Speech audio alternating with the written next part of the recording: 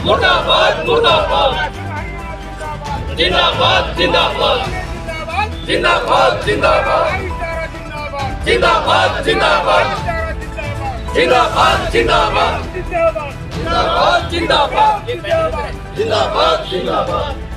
कोई मजबूरी हो, खट्टर तेरी कबर खुदेगी, आज नहीं तो कल खुदेगी। महेंद्र कुमार शर्मा, रिटायर कर्मचारी संघ के जिला प्रधान। आज जो प्रोटेस्ट है ये पूरे हरियाणा के अंदर है। हमारी मांग है कि मेडिकल कैशलेस की सुविधा सरकार ने मानी। आज से 3 साल पहले मीटिंग के अंदर मुख्यमंत्री मनोहर लाल जी ने मानी, लेकिन वो लागू नहीं की। एक हमारी मांग है 65, 70 और 75 के बाद हर 5 साल के अंदर पेंशन में 5% की बढ़ोतरी हो, 5, 10, 15, 20। ये सरकार 80 साल के बाद बढ़ोतरी करती है 20%, लेकिन 80 साल के उम्र के अंदर आते आते 50% जो कर्मचारी है वो एक्सपायर हो जाता है। और जो महकमों के अंदर खाली पड़ी जगह है उसके अंदर भर्ती हो। आज जनसंख्या के हिसाब से 14 लाख कर्मचारी होने चाहिए। और निगम कॉरपोरेशन बोर्ड के अंदर जो पेंशन की सुविधा है जो समाप्त की 2006 के अंदर, वो लागू होनी चाहिए। अब जो हमारे अध्यापक थे वो चंडीगढ़ के अंदर पेंशन की मांग करने के लिए गए, उनके ऊपर लाठीचार्ज किया।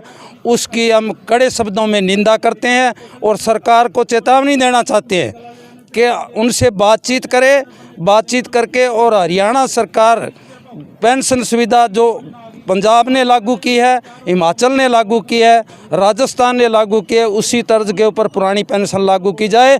नहीं तो जन संगठन मिलकर के पूरे हरियाणा के रिटायर कर्मचारी संघ, वर्तमान में जो कर्मचारी है वो सारे जन संगठन मिलकर के इस मांग करेंगे कि पुरानी पेंशन स्कीम लागू की जाए, वरना हम और तेज़ आंदोलन करेंगे। यही हमारा मुद्दा है सबसे बड़ा।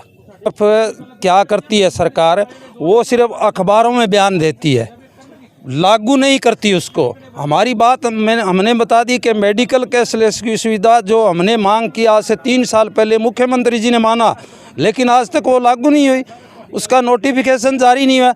ये हवा में बात करते हैं, ये धरातल के अंदर बात नहीं करते। ये बात सिर्फ अखबारों में और मीडिया के अंदर ला करके उस बात को लोगों को गुमराह करते हैं। इसलिए हम सरकार को चेतावनी देना चाहते हैं कि समय रहते हुए टेबल पर बैठ करके बातचीत की जाए, नहीं तो सारे जन संगठन मिलके, किसान, मजदूर, छात्र, कर्मचारी सारे मिलके इस सरकार के खिलाफ हमारी मांगों के प्रति, किसानों की मांग है वो ही हम उठाना चाहते हैं कि इनकी बातचीत की जाए, समय रहते हुए इसको मुद्दों को है वो समाप्त किया जाए। पूनम चंद्रती, प्रोटेस्ट तो सरकार करवा रही है।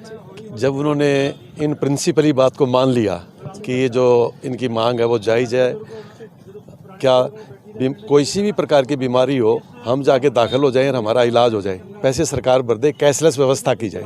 उन्होंने मान लिया और मानने के बाद लागू नहीं कर रहे, तो 3 साल पहले माननी है और उसको लागू करवाने के लिए बैठे हैं यहाँ। दूसरा ये कहना चाहते हैं कि ये जो लोग रिटायर्ड हैं ये अपने अपने विभागों में जहाँ ड्यूटियाँ करते थे उसकी एक्सपर्टाइज है, मतलब विशेषज्ञ है, उनको यहाँ के बैठना पड़ रहा है। SDO बैठे हैं, कोई अपने अपने अच्छे रैंकों के ऊपर रिटायर्ड, और सीनियर सिटीजन है, मतलब वो यहाँ आ रहे हैं। हैंडीकैप्ड भी हैं और तरीके की महिलाएँ हैं जिनकी फैमिली पेंशन है वो आई बैठी हैं। तो मतलब ये सारे ही दुखी हो रहे हैं। क्यों कि सरकार एक तो ऐसे काम कर रही है जिससे परेशानियां पैदा हों, वो परेशानियों को हल करवाने के लिए हम यहाँ आए हैं कि भी सुनाई करे सरकार कम से कम।